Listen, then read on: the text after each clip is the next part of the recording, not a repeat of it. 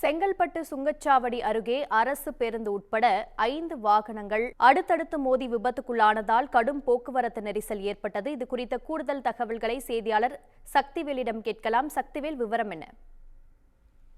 நிச்சயமாக. வணக்கம் சுகன்யா.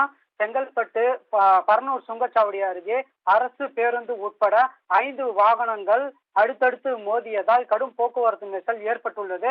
அதாவது திருவண்ணாமலையிலிருந்து கிளாம்பாக்கம் பேருந்து நிலையம் வரை செல்லும் அரசு பேருந்து சென்று கொண்டிருந்தது. அப்போது அதன் பேருந்திற்கு முன்னால் சென்று கொண்டிருந்த கார் திடீரென பிரேக் அடித்ததால் அரசு பேருந்து காரின் மீது மோதியது. இதனால் காரின் முன்பகுதியில் செல்லக்கூடிய வாகனங்கள் தொடர்ச்சியாக கார்கள் மோதி ஒன்றின் பின் ஒன்றாக மோதி விபத்து ஏற்பட்டுள்ளது.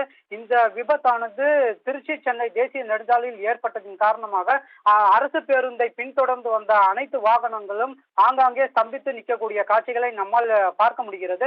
மேலும் இந்த விபத்து போக்குவரத்து நெரிசலை சீர் செய்யும் வகையில் காவல்துறையினர் மாற்று பகுதியில், அதாவது சென்னையிலிருந்து திருச்சி செல்லக்கூடிய மார்க்கமாக செல்லக்கூடிய அந்த சாலையில் வாகனங்களை வழி அனுப்பியதால் கடும் போக்குவரத்து நெரிசல் ஏற்பட்டுள்ளது.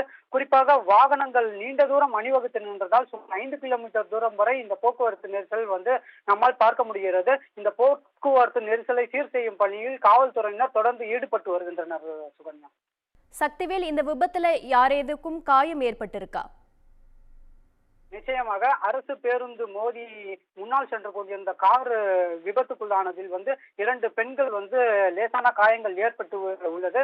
இந்த விபத்து சம்பவ இடத்தில் வந்த காவல்துறையினர் காயம் ஏற்பட்ட இருவரை செங்கல்பட்டு அரசு மருத்துவமனைக்கு அனுப்பி வைத்து விபத்து குறித்தான வழக்கு பதிவு செய்தும் ஓட்டுநரிடமும் கார் ஓட்டுநர்களிடமும் விசாரணை மேற்கொண்டு வருகின்றனர்.